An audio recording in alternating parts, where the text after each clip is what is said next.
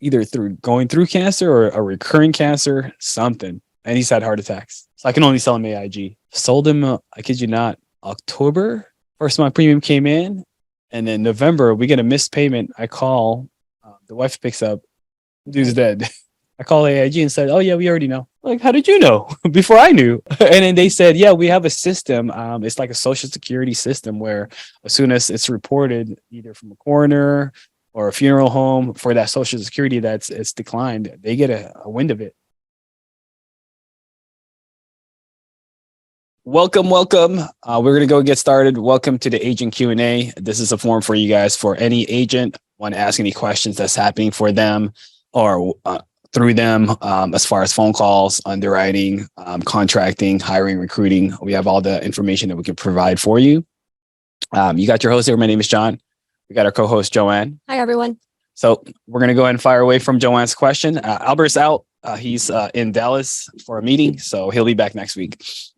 Yeah. So something that agents have been running into, it says, I'm running into clients that don't fully disclose their medical information and they're getting declined. What can I do or what can I control? Okay. So it's two-part questions. Will clients always tell you everything? They're always going to tell you, I'm healthy, and it's subjective, right? So they're going to tell you I'm healthy. I'm feeling a lot better after my heart attack 3 years ago. Yeah. I feel like I got a brand new heart. So you do want to expand on it. You want to, for me, what I control is I do ask in a very, very nonchalant way, how's our medical issues? How's our medications? I just started off from there. Yeah. But if they don't reveal anything or any details about it, if they're not like even talking about their medication, the type of medication, they're either brushing it off or they're not disclosing all the way. Yeah. So now we have to pry into it. We have to ask more questions. But two main things is, what do you have any major medical conditions? And this is happening during the presentation, right? Yeah. So before you prep that, you ask, okay, so I'm a field underwriter. My job is to find you the lowest rates with the most coverage. In order for me to do so, I just got to ask a couple of medical questions from you. So do you have any major conditions? Okay. So what's major is subjective too, but if they did have something, they should tell you. Then and there. Yeah. What's major? What do you consider major? Probably like a stroke or I don't know, a heart attack or cancer. Yeah, brain tumors, something like that, right? Yeah. But most of the time they'll be like, just high blood pressure or right. Right. I feel like most people are they only have high blood pressure or diabetes. But if you don't dig into that, yeah, that might be the nice things they want to say, and exactly. they don't reveal the crazier things that happened. Yeah. So you do want to go through any major medical conditions. They say nothing. Okay, so what prescription medications are you taking?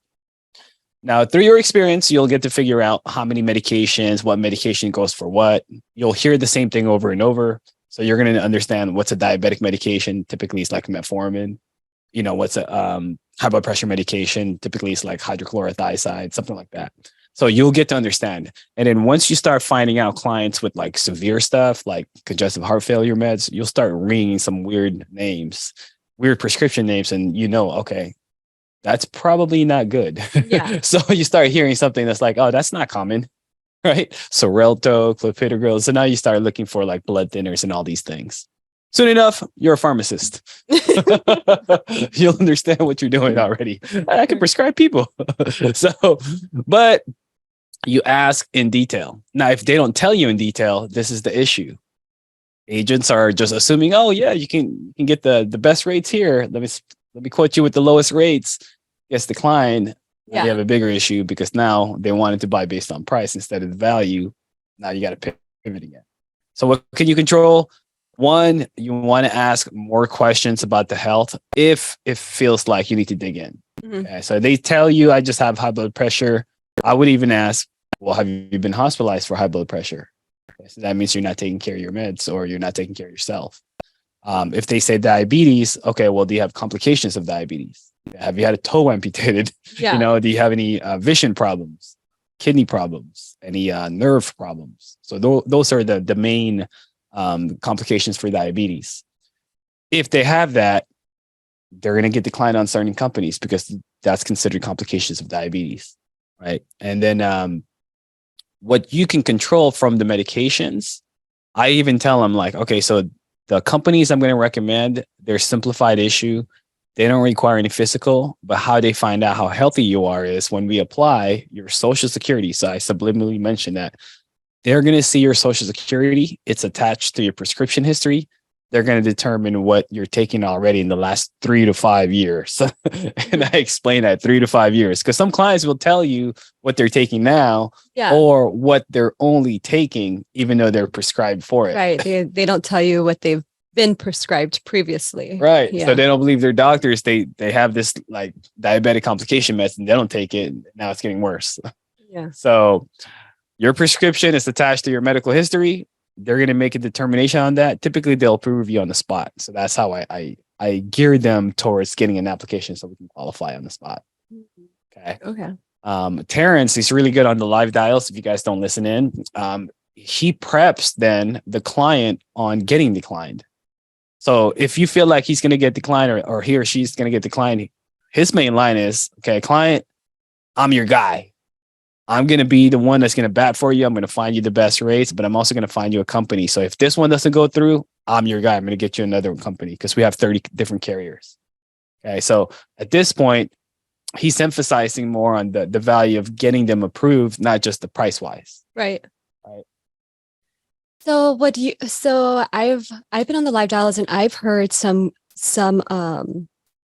agents will go ahead and do like the initial interview with the client, right? Okay. And then they put them through the application. Okay. And then after the application is done, they get declined. Okay. Right. And then so once they get declined for that, right, there can also be like different stuff that could pop up why they're not getting declined. It could be like their medical. Yeah. Could be like their background. Right.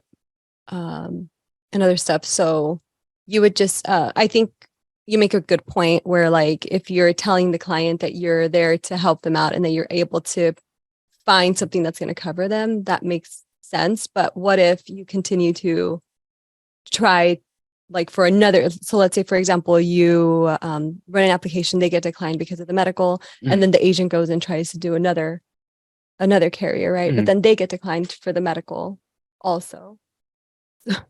So then how do you get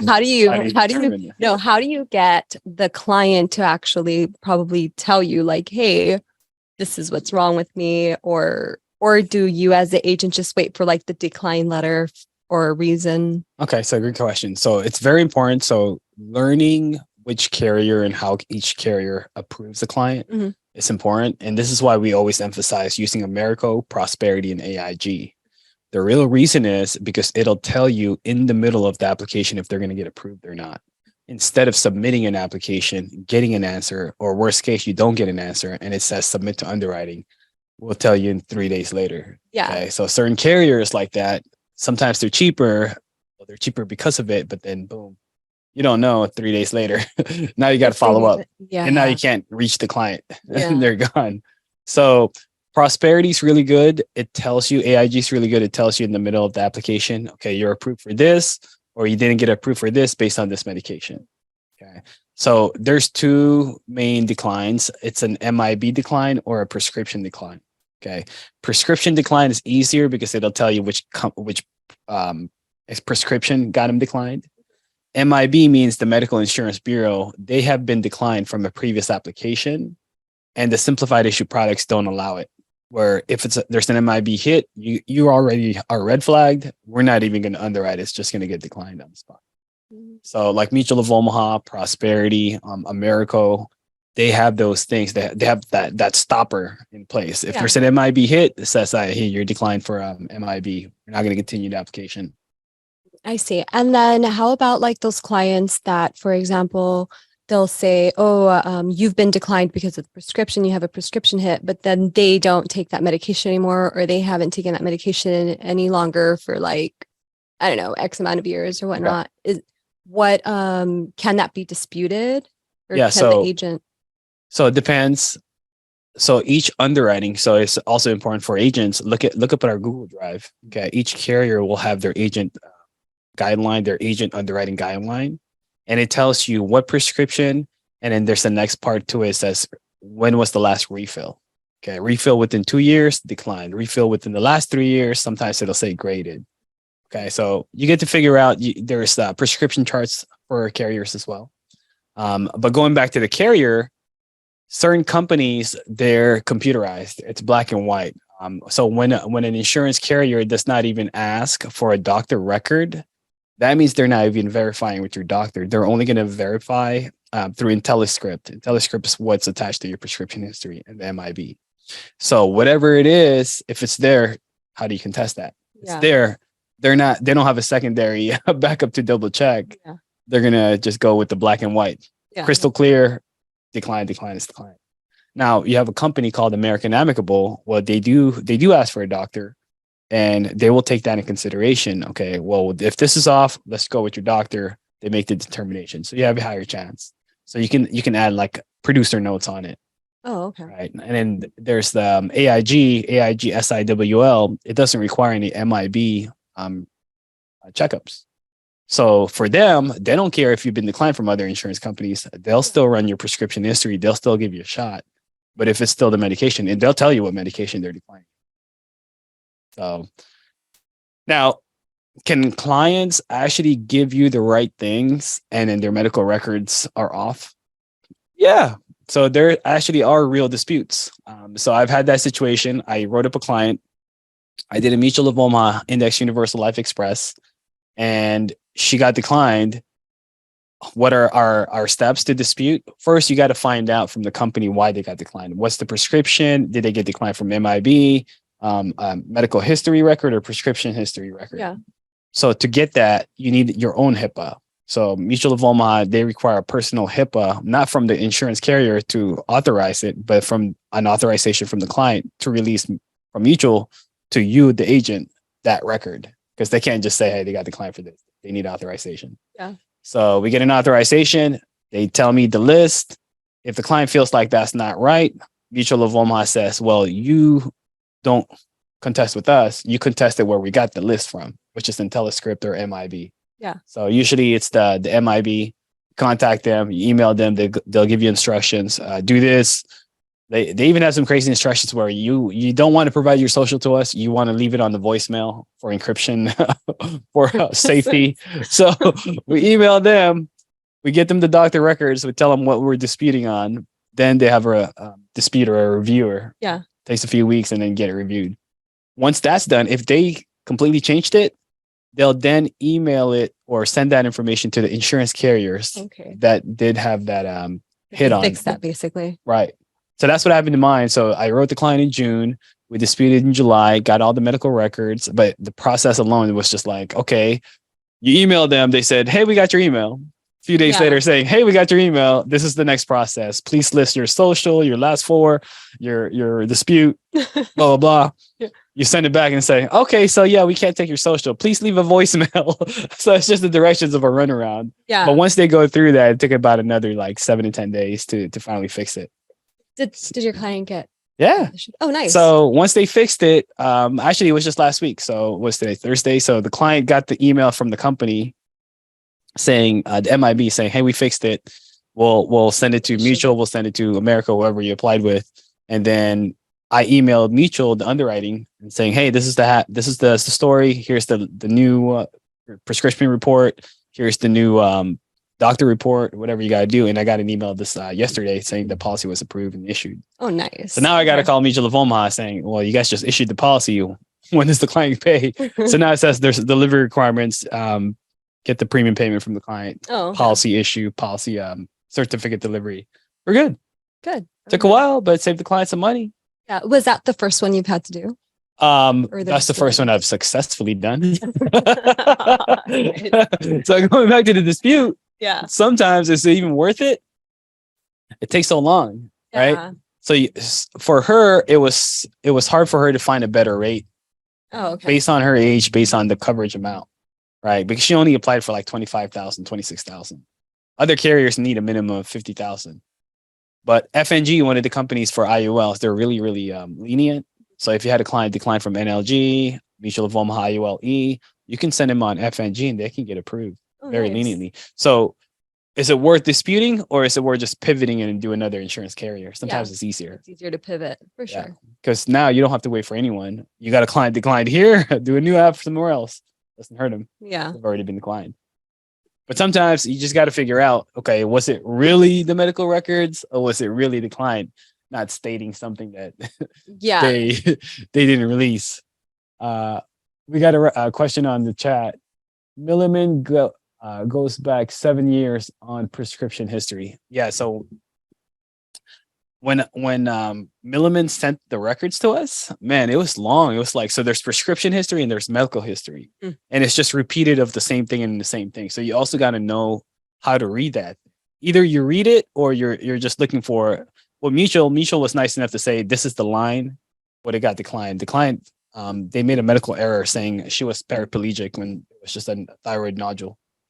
Yeah, so it's literally a medical record error of E04.1, and then whoever was the medical biller, because it was a doctor that wrote it, they thought the E would look like a G. So E from here to G here. E was the thyroid, G was paraplegia. Can you imagine? Paraplegia. She was like, what the heck? I have 2 jobs. Like, I'm so glad that she got that removed. Right. So for her, it was worth the fight, because I was like, dude, we can't apply another insurance on you because the medical record says you're paraplegic. We have to remove this, because if not, anywhere else you go. She was actually my mortgage protection lead, and she tried to like play the part. Well, I'll just fill out another form. I'll fill out another request. I'll get somebody else. It's like it will come back to us. I'm just going to be the same underwriter. Anyway. Yeah, they're going to run your record. Yeah. We had to clear that. So it was a good thing. So now it's a good thing you were able to take care of her, because any other agent, well, maybe with that lacked experience, wouldn't have been able to understand that process. They would have just thought like, oh, she's just been declined, you don't qualify, like let me move on to my next call. Like, later, you're lying. Yeah, like you're lying, something else is wrong with you. Could have done that. So I've lost a few cases that way, where I price sold based on IOL Express compared to whole life. They got declined, and there was like hard to follow up on, because it's like, okay, this plan is $50 cheaper than the other, and then now we have to sell them on a higher one. Yeah. Same thing with like graded whole life with guaranteed issue with AIG. You sell them on America, Mutual, Prosperity, and then now they have to have AIG. Sometimes a 10,000 plan will be worth like a 5,000 plan for the same price. Mm-hmm. So how do you spin that back to the client? Well, you tell the client, we've tried to get you the best. I'm your guy, but based on your history, this is what we can apply you for. Yeah. So it all just comes down to how you're providing, how are you servicing these clients, but more importantly, you're also building the relationship with these clients, because okay, you could do an application. I would say, what's the fastest time you could do an application now with your speed? Be like 30 minutes. Okay, so 30 minutes. So imagine you got declined on that first 30 minutes. Because it's like you're talking to them and you're doing the, it's probably like 30 minutes. You have to kill time and pivot while you're panicking. You're like, oh shoot, I gotta just decline. Let me try this other company. Yeah. And the other company gets declined. An hour and a half later, 2 hours later, you're like, oh man, like I tried everything. What is wrong with you? You want to have a flow chart. So that's why we have a flow chart. I would use one or the other. This is why I like Prosperity. Prosperity tells you the prescription. It tells you what they're going to fall into. And then I would double check. I would now find out from that prescription, okay, which carriers will approve this. Worst case, boom, I got AIG in the back of my hand. Mm-hmm. Right. So I would only try to do 2 main level carriers and then go AIG. Or you could do AIG SIWL and then go to AIG GIWL. Right. So look for brand new agents, look for the carrier that you want to have I would say the go-to. Okay. America tells you in the middle too. Right. So you go through that. Once it's declined, at least you didn't complete the whole entire app until you move on to the next one. Yeah. So America, they're the best with their auto text signature, right? Aetna's trying to catch up. So you could do the text signature, get the HIPAA, 5 minutes down the road, tells you, hey, this policy is declined. All right. Yeah. Well, we saved a lot of time. All right, the next one. Right. Prosperity. Yeah. Prosperity, you have to go through all the medical questions, then it tells you the answer. Yeah. America, you just got to get the HIPAA. Yeah. While you're running the prescription, while you're asking the medical questions with America, it'll already tell you if something like pops up. Yeah, like mid application. Yeah. So pre-mid of the medical questions. Yeah. AIG is a little slower. You got to go through all the questions and then validate, verify. Okay, and then boom, yeah, you got declined. After all the questions, after everything. So it's a little slower. It's a brand new IGO app. They're gonna improve on it. But yeah, it's a little frustratingly difficult sometimes. Just going back to the contesting, sometimes it's worth it, sometimes it's not. I would look to get a sale, get them covered. Cause imagine this. Okay, my client's not that of young age. She's in her 70s. I first did her app, sold her in June, but she's not covered until like now. Yeah. She still needs the premium. It's in August. So what could have happened? So we're contesting. Yeah. We're trying to get them the cheaper and better rate. But what if she died in July? She wouldn't have been covered. She just got a new mortgage. Her kids would have been, SOL. So is it worth it? I mean, here and there you can choose your battles, right? But I've had some stories where back in our old company, we had a 6 month. So back in our old company, we're only with one carrier. Mhm. Okay. So with one carrier, if there's an issue with your policy where you reduced, you lapsed, canceled one policy out of the other in the same household. Let's say there's husband, wife, and kids, but the wife decided not to keep theirs, but they got kids, but they want to add on someone else in the household. You can't touch anything. You can't do anything for 6 months. So he needed to change something for his policy. He needed to wait 6 months on. So I said, okay, well, I'll come back in February. Mhm. So just make sure. What he wanted to do is he had a policy with another carrier. He has a small coverage with us, but there's a cheaper product that we can provide. Well, if he cancels this current product, he can't get the new one because of the 6 month rule, right? So I told him, okay, well, you should keep your other company with the other carrier. Once 6 months happens, we're going to save you money. We'll put you on to this product. So I come back February, man, there's a bunch of flowers in front of his front doorstep. It was those funeral flowers, the big old wreaths Yeah. and stuff. I'm all like, oh, I'm gonna leave my card in here. Hopefully it's not him. Maybe it's a family member or something, right? Never got a hold of him. Find out, yeah, from the wife. Yeah, he passed away in that meantime. And the wife was telling me, I had to door knock a few times. Like, yeah, so he told me, hey, something happens to me. I'm going to the hospital. I think he had liver cancer. I'm going to the hospital. My life insurance is in that box. Well, come to find out, he canceled everything. He waited to save the money to get the new one with me. But he didn't have coverage in the meantime. I told him, hey, make sure, don't die. Either don't die, cancel everything, or keep everything in place so you're not in Yeah, so between you coverage. so you are covered. Yes. Even more importantly, when this is why replacements is a hard type of thing. There's strong rules on that because there is a contestability clause. Yeah. So let's say, for example, Yeah, if you would have replaced his policy, it wouldn't have even right? all bad. So a brand new Just policy do compared to it. a 2 year plus policy, now it's up for investigation. You got to double check. Now the company's going to look at it. It's like, well, would he have been approved if there was medical records? If maybe there was a hint of liver cancer, maybe it wouldn't have paid out. Mhm. So I stray away from like replacements. I tell clients, like, if you've had it for more than 2 years, you're in the clear. I would just advise to add on than replace, right? But if you're ever in the replacement, always make sure the new business is in force before the old one is canceled. Yeah. Okay. So that way there's not a lot of bad things. We're making money, but you're not putting clients in a bad situation as well. Yeah. Where they have to, deal with funerals without having the insurance that they purchased for. So yeah, that was one of the bad stories I had. That does sound really I felt bad. bad. I come back feeling bad. It's like, man, there's a lot of white flowers in his backyard, his front yard. This isn't a good sign. Did he have the cancer before? He never disclosed it, Oh. that I know of. And he's had policies. Yeah. Wow. That's crazy. So this is where Yeah, it's a for great sure. situation. Well, with that us. is really good advice. Like for anyone that does acquire a life insurance policy, once those 2 years have passed, you're better off keeping it because you've already been approved. Your health and everything have like gotten you approved. The contestability period is over. Yeah. Like, Usually there's it's pretty hard to price match and beat it. But we are in a great industry with our company with FFL. We have so many carriers, and the yeah, carriers are really competing for us agents to sell for them.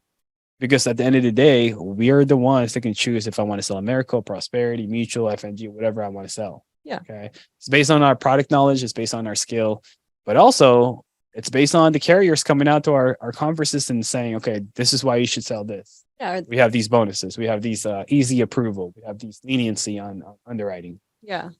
Yeah. But yeah, they kind of skip that part. They don't talk too much about our payouts, like how many claims, how many insurance claims, especially come telesales, right? You're not seeing these clients in person. Yeah. So maybe that's something they need to like brag about too. It's like we paid out a lot of insurance claims on clients telesales versus declining these claims. Yeah. So that adds to their bonus. AIG is really good. I remember I sold a client. He was pretty messed up. Either through going through cancer or a recurring cancer, something. And he's had heart attacks.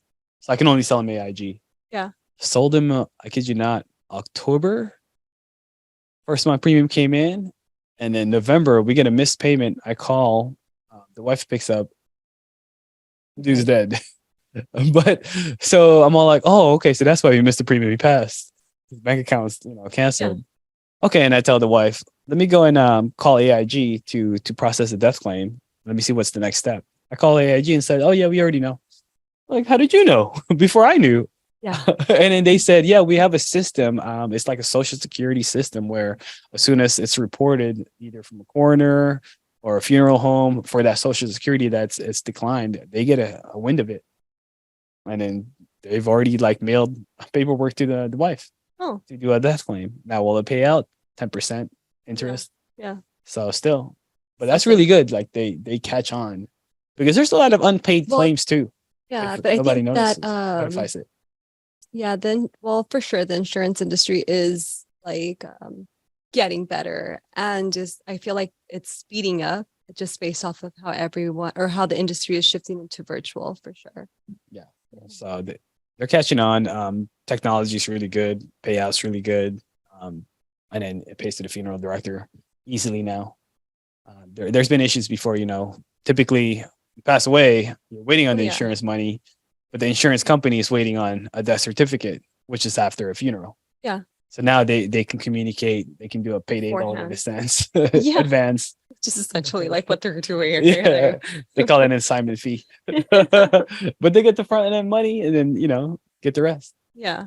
Yeah. So America's really good. I had one of those. They paid out to the funeral director and then the payout to the remainder to the beneficiaries paid out a few days later or like 180 days later. America sent them extra interest, like a 3% interest on the payout. They were late.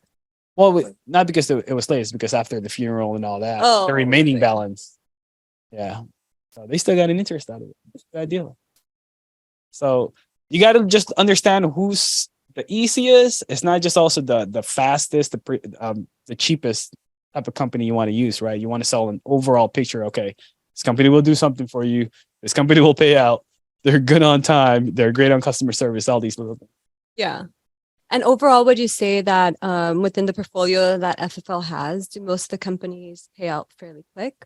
I firmly believe we only work with A and A rated plus companies.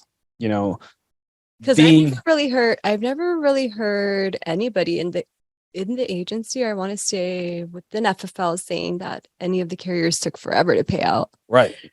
So, because if they did, they'll hear that from our president, CEO, right? If somebody didn't get a payout, like he'll be like, "All right, we're not using that anymore." Yeah, there's a lot of insurance companies, and a lot of insurance companies know about FFL because FFL is bringing in $40 million in business a month. Yeah, it's one of the top producers, if not the highest producing IMO, agencies. correct. Yeah. So now these carriers are like, okay, well, how do we get them to sell a lot for us? Yeah. So they have to. They understand. Yeah, that's a good thing. Yeah. Have to fight for that. Like the bonuses make a difference. Carrier bonuses. Sure. Instead of trips and incentives, they're like, okay, we'll give more cash. You sell more of us, we'll give you more cash bonuses. Yeah. Not a bad deal. And it's like everyone within FFL gets those bonuses. Yeah. So it's like it's almost like Sean Mike does a little interview about them too. Okay, before they go into partnership, okay, how fast do you guys pay out? You know, how quick do you guys pay out? How quick do you do the claims? Will there be any issues with my agents? Because if not, you know, I firmly believe the only carriers that we work with has to be A or A rated companies. Because if they're lower, they're not going to be able to meet the demands. And we've had some companies that we don't use anymore that we stop using, or they Yeah. stop or we stop pushing out their product Because they can't match. They can't match the speed. They can't match the Or they volume of business. Yeah. So if they can't match the volume of business, how can they match the volume of like payouts and claims and stuff? Right. They don't have enough people Yeah. in their systems. So do we have any other questions? Those are mainly our topic today. We just went a little extra on it. Any other questions? No, nope, not for me. Okay, so that's good. We're right on time. We're going to end it. Please like and subscribe if you guys liked the information you guys got out of this. It's going to be on FFL Elite Clips on YouTube. And then if you guys haven't followed us on Instagram, look up Elite FFL on Instagram. Like and subscribe. We'll see you guys next week. All right. Bye, everyone. Have a good one.